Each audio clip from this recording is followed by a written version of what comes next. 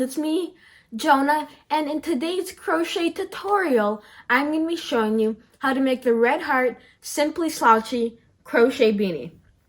And the best thing about this hat is that it comes in two sizes. There's one that has a 20-inch circumference at the base, and then there's one that has a 22, but they're also adjustable because it's a very simple pattern layout, and it just rows of the same pattern back and forth.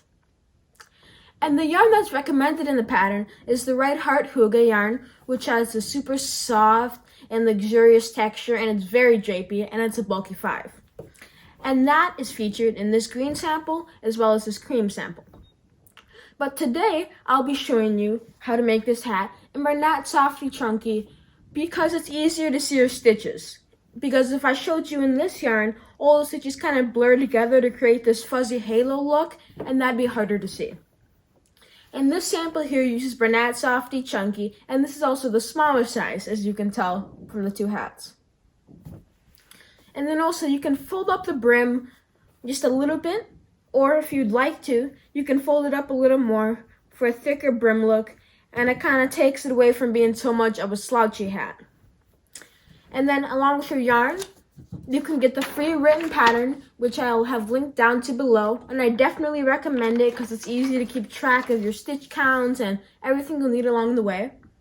And you'll also need a pair of scissors. A tape measure is helpful, but not necessary. A crochet hook to match gauge. The pattern recommends a 9mm, and that's what I have here. And then if you'd like to make a pom-pom, there's 3 different ways you can do it. You can do it with a pom-pom maker, which I'll be showing you today. You can do it with a 2-inch strip of heavy cardboard, or you can do it with just your hand. So without further ado, let's get started because I'm going to show you how to make this Red Heart Simply Slouchy hat. Let's begin making our hat. The hat is worked rows going horizontally or lengthwise across the hat. And you'll keep working up rows. Single crochet in the back loop here, straight single crochet, short rows. And once you work up enough rows, you'll be able to flip it over and seam it. And then you can add your pom-pom and you're done.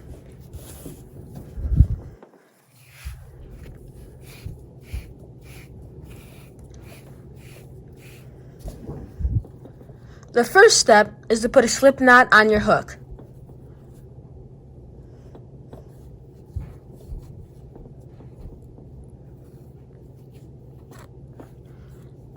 And then chain up 33.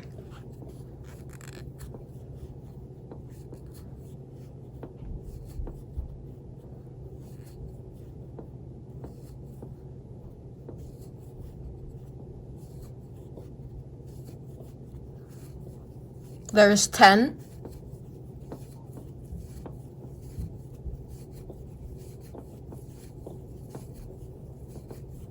20.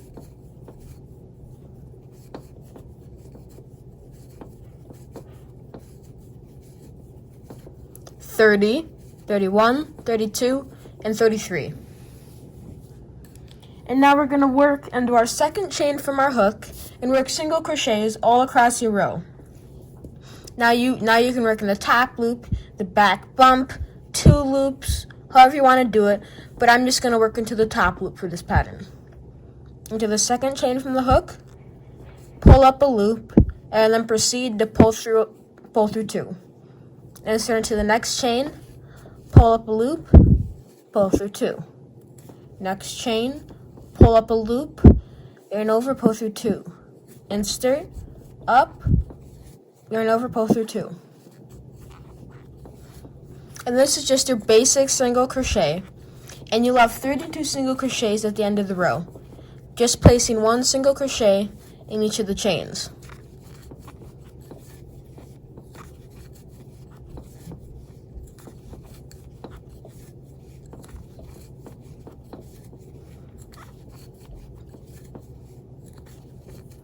Single crochet again, and I believe I have like 16 or so more single crochets.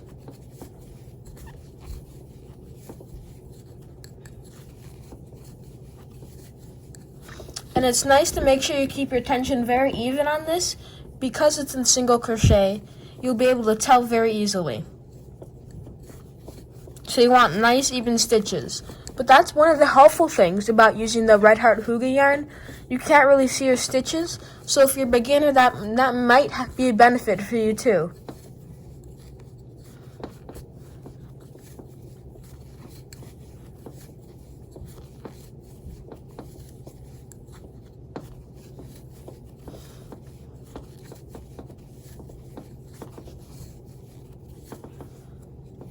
I'm going to pull off some more yarn.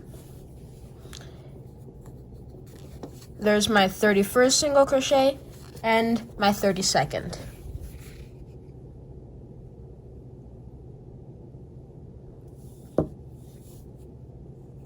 There's our first row of the hat done. So next we're going to turn our work and begin by chaining up 1. And then into the first 5 stitches, we're going to single crochet into the back loop. When you're crocheting, there's always a different way of how you're going to work in your loops. The standard stitch is through both loops like this, which will be all the other part of the pattern except for these first 5 stitches. This is both loops. This is the front loop right here, the one closest to you. And then this is the back loop, the one that's farther away from you. And now some patterns, there'll even be a third loop if you're using half double crochet or double crochet, but you won't have to worry about that because this is single crochet. So in the first 5 stitches, we're going to work single crochet in the back loop. That's 1. That's 2. 3. 4. And 5. And you'll know you're doing it correct if there's a little ridge here that stands out above the rest of your work. And then for the next 24 stitches, you're going to work straight and regular single crochet under both loops.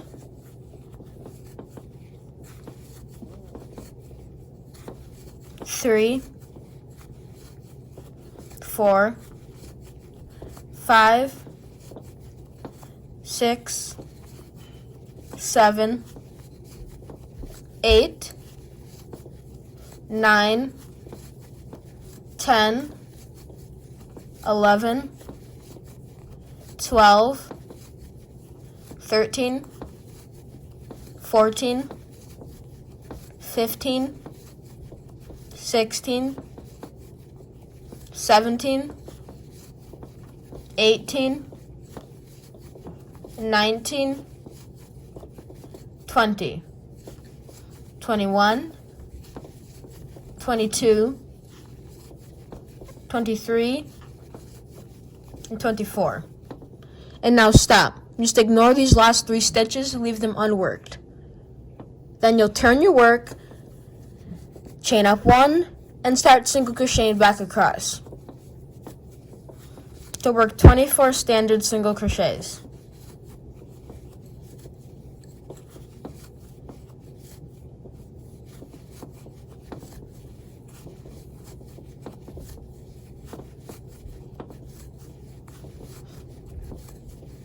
And make sure you're catching both loops here. All your stitches will be worked under both loops except for the brim section, which is just a total of 5 stitches.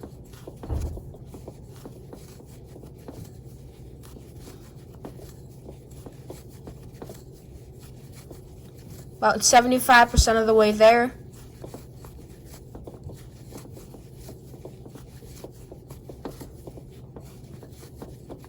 Almost. And last stitch. Now for these last 5, this is where I'm going to work my back loop single crochet. So into the back loop here, work a single crochet. And then do that 4 more times. 1, 2, 3, and 4. And there's your second row. And now that you can see how this is going to work, I'm going to take the time to explain to you what short rows are. And these are also noted in the notes of the pattern, which is the section towards the top, number 3. And when it says work into a stitch, that's 2 rows below. That'll be an instruction in row number 4, because so far we have 1, 2, 3. So in row number 4, eventually it'll tell us to work into the 3 stitches 2 rows below. And if we're currently working in row 4, we'll take 4 minus 2, and it'll be 2. So you'll work your stitches into row 2, as the pattern suggests. And then you'll work this row again, back and forth, and then end short, and then single crochet up here, and it'll create a tapering effect naturally in your hat, which will create a more natural looking shape as opposed to bunching all the stitches up on the top.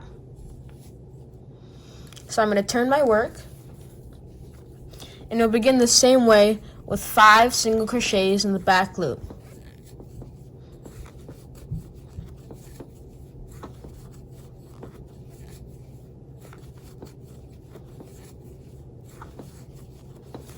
And then we're going to start by working 24 regular single crochets into the next 24 stitches.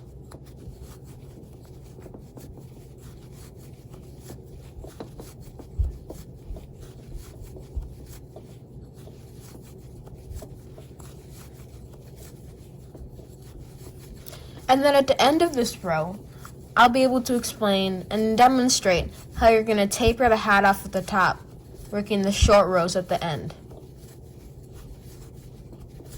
So as of now, I'm still just single crocheting across.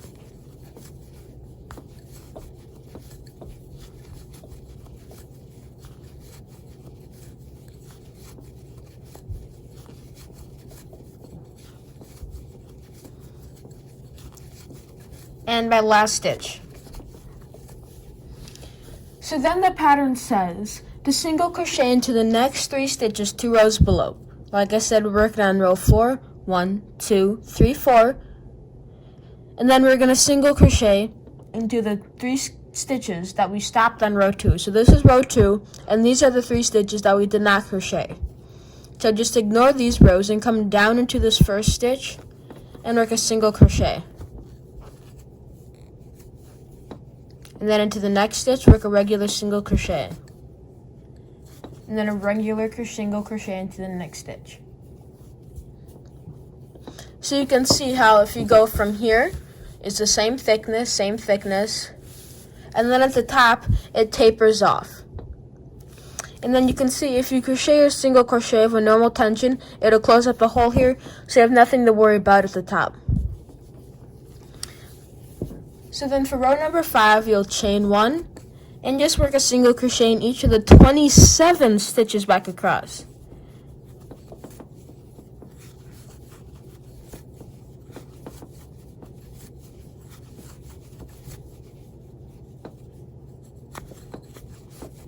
Six, 7, 8, 9, 10, 11, 12, 13, 14, 15, 16, 17, 18, 19, 20, 21, 22, 23, 24, 25, 26, and 27. And then in the last 5 stitches, as normal, we're going to work single crochet into the back loop.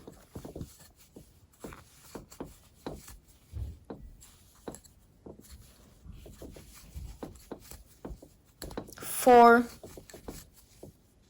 and 5. And if I lay down my work, you can see we have completed a full repeat of this pattern. Now the first row is just the foundation row, so the actual 4-row repeat is rows 2, 3, 4, and 5.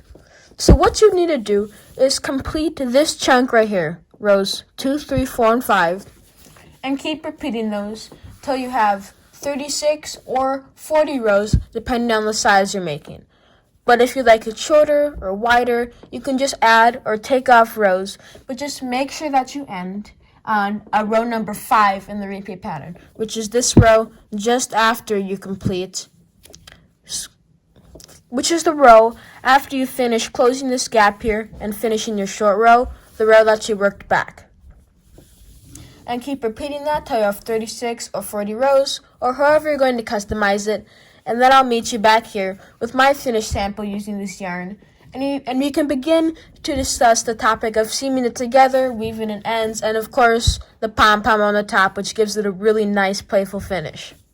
So here I have my finished piece, which I just worked up. And as you can see, it's tapering up here on the top. It just wants to naturally close in. And then here at the bottom, you have our beautiful rows of single crochet ribbed. And here again is the tapering.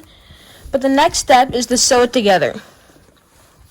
Now the pattern just states to sew it together, and it doesn't give you a stitch crochet technique, so I decided to provide one for you. And it's a really nice one called the mattress stitch. And by the way, I also just fastened off and cut my yarn as standard. So I'm going to begin by putting my needle onto my yarn. And it's a bit of a tight fit, but that's what you want because you don't want too thick of a needle when you're working this stitch. And then I have a long strand of yarn, leave it to about there, and cut off the rest.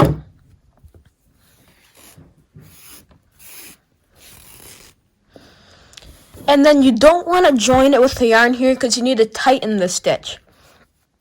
So the first step is to go down through the first stitch on the right side and come back up through that stitch. And then just pull it through, but not all the way. You'll see what I mean in a second.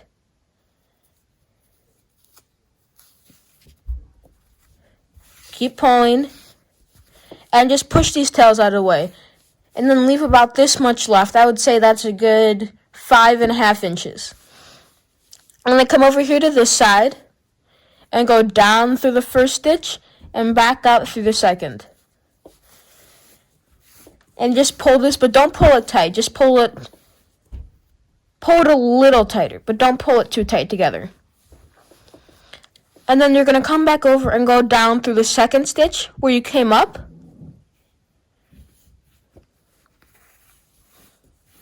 And pull through. And it'll kind of create like a pattern going back and forth. So then you go down through this stitch and back up. And yes, the seaming technique does take longer, but in my opinion, it is well worth the hard work. It's my favorite one to use when I want a seamless join.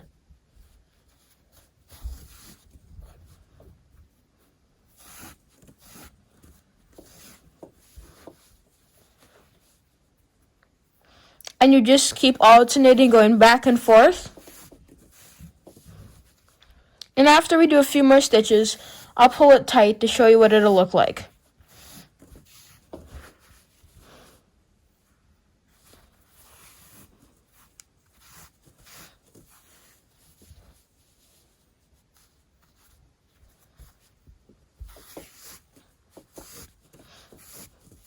I'll do 3 more alternates, and then I'll pull it tight so I can show you what a little bit of it will look like once we're done.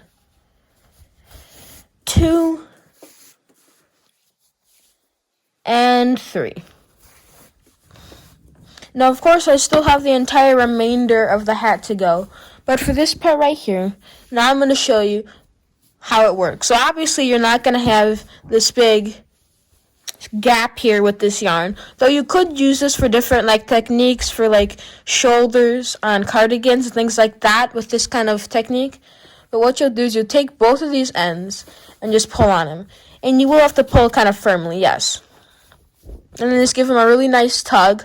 Pull hard because that's what makes it secure, and then you can see it just cinches up like that, and it's very seamless.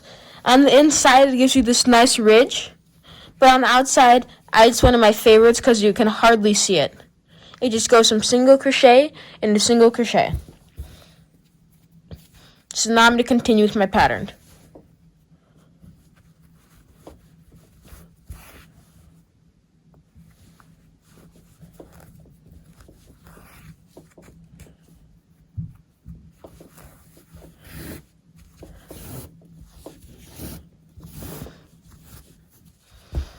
And you'll keep working the stitch all the way down. Going in, pulling up, pulling up.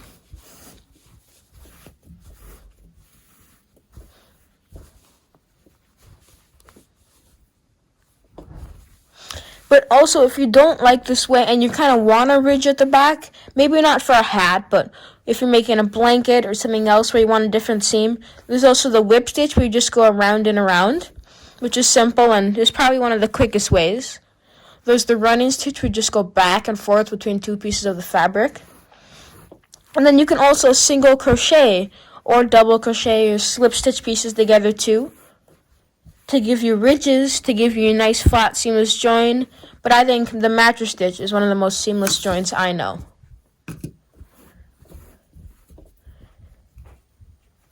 I'm just going to keep pulling back and forth.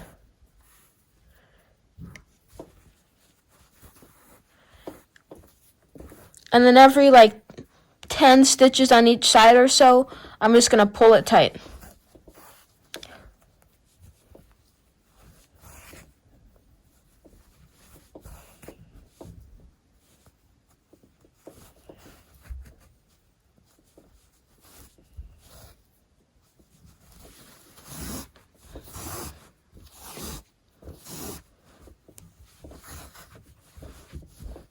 And just pull it nice and tight. And it doesn't bring it in because it's just closing the stitches together, so you don't have to worry about anything getting bunched up. The harder you pull, it'll just make it more seamless. It won't bunch anything up.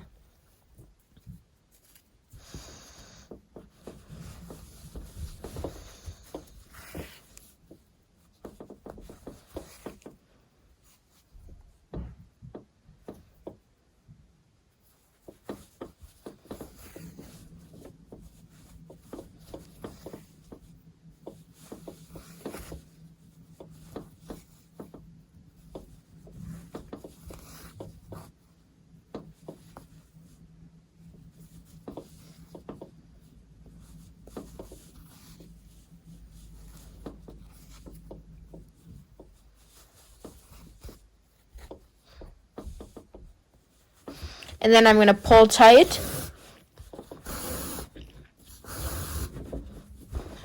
And you can see how fast this actually progresses. Once you get the hang of it, you don't even have to really pull this full strand through. You can just pull a little bit and work up 5 stitches instead of taking the time to pull through all of the strands. But if you're just beginning with the mattress stitch, you should pull all the strands up first.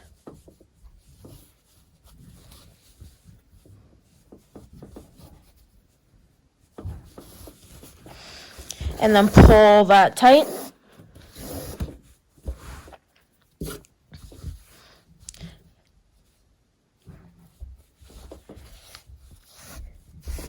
And you'll keep this up until you're done. I don't have too much farther to go here.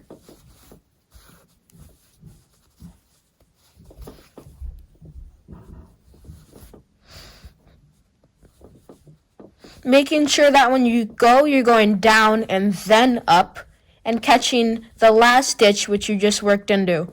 It also makes it double secure because you're going into each stitch twice.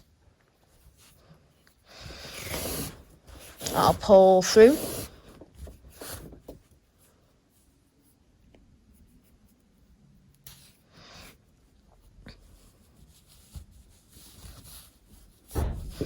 And this is my final mattress stitch.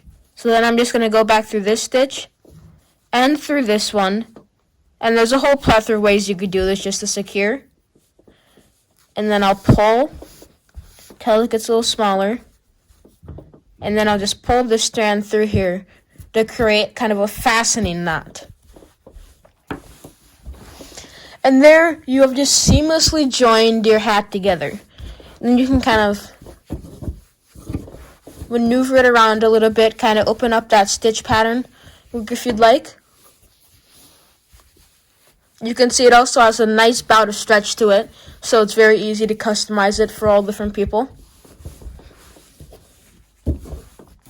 And now it's time to sew up the top. And you'll just continue using the strand. And here you won't be using the mattress stitch because there's not a second piece to attach to. So what you're going to do is just take your yarn and go around this first stitch. We'll be actually using the whip stitch here. And then skip the next one, and in the next row, just go around. Skip the next one. The next row, just go around. And around. And around, going into the end of every other row. That way, you'll only catch half of them and pull it together. It's kind of the same idea as what you do when constructing short rows. And pull through again. And then you'll pull this nice and tight, and it should cinch up pretty well. And then if you'd like, you can just kind of put in a few more stitches just back and forth that kind of get it extra secure. And this is especially important if you're not adding a pom-pom, because the pom-pom adds an extra layer of kind of security to the top of your hat. And then just put a few sews back and forth to really close off the top. And then pull it through here. And then take your crochet hook and insert it up through the bottom of your hat, through the hole at the top. Grab the strand and then just pull it back.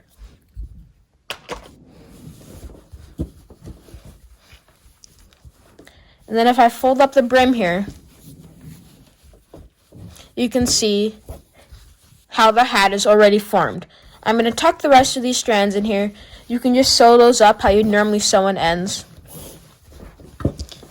And there's your hat. You can see it's tall on top, but that's because it's a slouchy hat. And here's the brim too.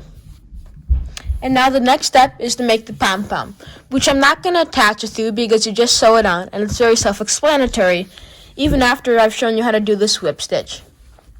But I am still going to show you how to make it on a pom-pom maker. So you're going to take your yarn and grab that center pole again, because that's easiest when you're working with pom-poms. And pull some yarn over. Just pull a lot of yarn off because you don't want the yarn ball to be rolling around or anything. And then take your pom-pom maker, open it up, and come to one of the inner sides that's closest to the blue center, or whatever color it happens to be. And then working from left to right, just wrap around. It doesn't need to be perfect because you'll be cutting it anyway, but just make sure it's nice and full. You can kind of wrap back and forth in the same spot, section by section, or you could just wrap the entire thing. It doesn't matter. You just have to have wraps because they'll be rearranged anyway when you take it off and put a tie around it. So I'm going to keep wrapping. And the more wraps, the fuller your pom-pom will be. If you want a less full pom-pom, if you want it to be a little more maneuverable, then you put less wraps. I like my pom-poms to be full and somewhat stiff. Not stiff in the fact that they're not like soft and bouncy, but stiff in the fact that they'll hold their shape well and they'll stay nice and round. And then make sure you go in through the sides here. That looks good because it's about in line with the bottom of this. So I'm going to just move the strand over and then just lock this in place. And then just leave that be. Now I'm going to pull out the second side and start doing the same thing for this one. Just wrapping the same way, whether it's in sectors, back and forth, or whether it's as a whole. And then, yes, there are marks here if you look really close. Here. And those are if you can like put different color sections in there, like wrap one color here, and one here, and that's to make multicolored pom-poms. But that's not as important right now, and that's not on all pom-pom makers. It's only on some as a special feature. So just keep wrapping. And try to make the two sides around equal thickness, because then it'll look weird if one side of your pom-pom is really full and the other one's not as full.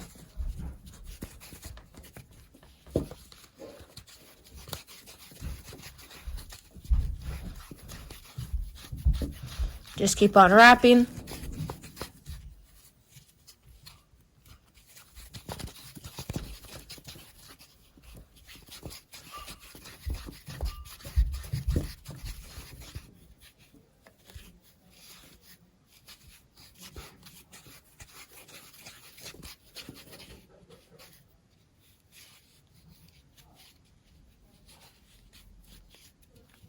And there you go. I'll add a few more wraps in.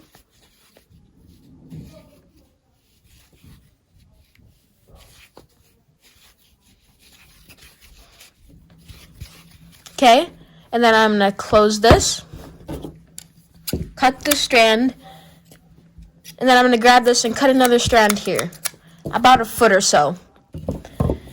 And then I'm going to start cutting these loops here along the edge. Just go in to the middle of your pom-pom maker, and then just cut them. It'll be a little tough, but what I like to do is I like to shimmy the scissors up until you see this end sticking out, and then cut them so it's under the thicker part of the scissors here.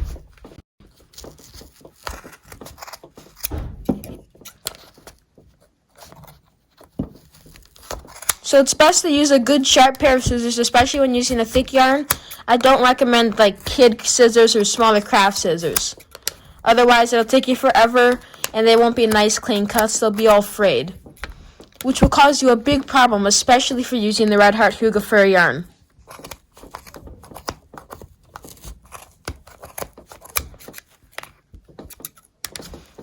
And also keep your thumb down too. You can use it to anchor it, but you don't want to have it up here. Keep it down on the side.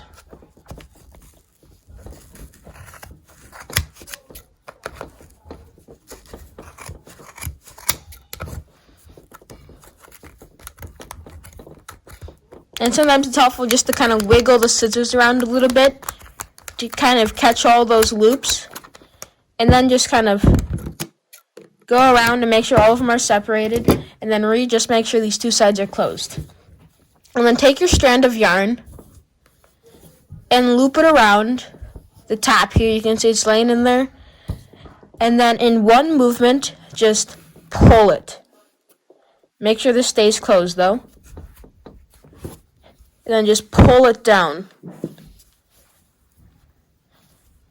And then you're going to take the two strands that you have left over and then just tie a really, really tight knot in the center of the pom. And if you're using a weaker yarn that's not as strong, like natural fibers perhaps, depending on the yarn, you can double it up too. And then I'm going to keep these strands, do not cut these, and open up the pom-pom maker.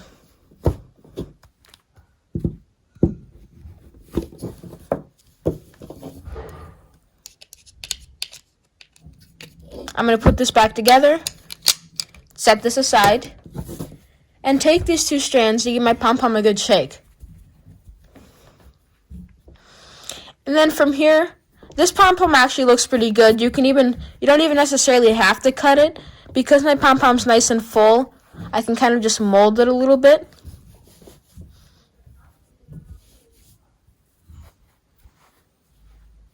Just mold it some more. And look at that. There's your pom-pom. And then you can attach it to your hat right here. And then you're completed. Let me zoom out a little bit more to give you a full view. And there's your completed hat. Like I said, just put the pom-pom on and you're all good. And just as a reminder, now for the completed hats, here's the first one, which uses Bernat Softy Chunky and is the smaller size. Here's the second one, which uses the Hygge yarn and is the larger size. Here's the one we just completed, which I'll need to add the pom-pom to. And here's another one I made with the Hygge yarn, which is cream, and I absolutely love this one. It's so soft, and I love how there's like a very cream background, but the halo on top is almost white, so it's like a white on cream, which usually doesn't work, but in this case, it's a big thumbs up. I hope you enjoyed making this Red Heart Simply Slouchy beanie. It's one of my favorites because it's super simple, great for beginners, but also for advanced crocheters looking to make a quick gift, which is perfect because the holidays are up and coming. And then in the intro, I showed you that Bernat Softy Chunky, which I would be demonstrating with today. But now I wanted to show you the Hygge fur in the outro. So here I have two samples of just the Red Heart Hygge. This is in just the classic Red Heart Hygge. This color is Pearl, and this color is Forest. And Forest is actually the one I used for this one, and I used Pearl for this one. But then Yarn Inspirations also has the Red Heart Hygge fur. This is just Hygge. As you can see, there's a contrast because this one creates a solely fur fabric, like a faux fur, and this one's a bulky 5. And here it is demonstrated in another color, and I love utilizing these fur yarns along with Hygge for putting fur lining inside of hats, putting it around the collar of cardigans and cowls, so they're so versatile and so many things you can do with both of these yarns, especially for this winter season. Please make sure to check out JohnnyHands.com and make sure to subscribe and like and comment, please. Crochet away, friends!